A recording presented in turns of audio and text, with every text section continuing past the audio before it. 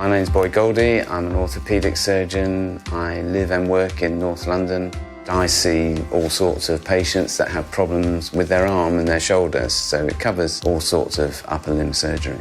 I ask the radiographers, the technicians, to put the CT onto a disc, and then I take the disc and you can extract the files, which are DICOM files, and then import them into the software to make the files for the printer. With modern radiology software, you can get a virtual model on screen. You can rotate it, but it's still not the same as holding something in your hands, thinking about where it is in the body and how to get there and how to drill, fix, screw, wire, whatever it is you're going to do.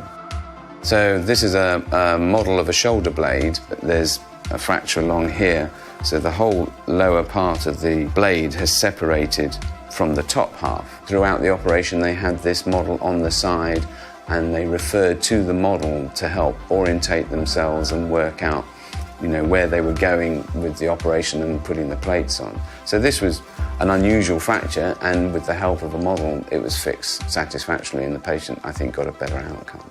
There's two bits. There's the conversion of the CT scan to the software for the printer. There are companies that sell you software that make it quite easy, but stratospherically expensive, but I've found that there is actually open source free software that does it, so I can do it myself. So you can send the files off to commercial people, but they take 2 weeks to make the print and they charge hundreds of pounds, which is no good if you've got a guy who has a broken wrist and you're going to operate tomorrow.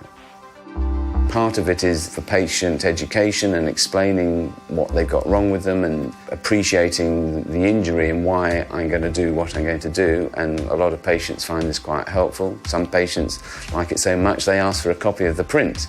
A lot of it is to do with helping me as a surgeon plan my operation, plan where I'm going to make my incision, and have a better understanding of what I'm dealing with so I don't have any surprises when I come to do the operation. If you're making a little bone, it takes an hour. If you're making the top of the shin bone, it can take 6 hours. You don't need to see a full-size bone, so for big bones you can reduce the size of how much of the bone you print, and also you can reduce the actual size, so you can make it half size, and for a surgeon that's still enough to see what you want to see, and it cuts down on printing time. For little bones, sometimes make them bigger, and it takes longer to print, obviously, but then it's easier to see what you want to see. The software is pretty straightforward to use once you've mastered the steps. I now can take a CD with the scan on and get to the point of having the file to put in the printer in about 15 minutes. I'm hoping that other people will get their own printer, use the software, which doesn't cost anything, and do the same thing for their patients.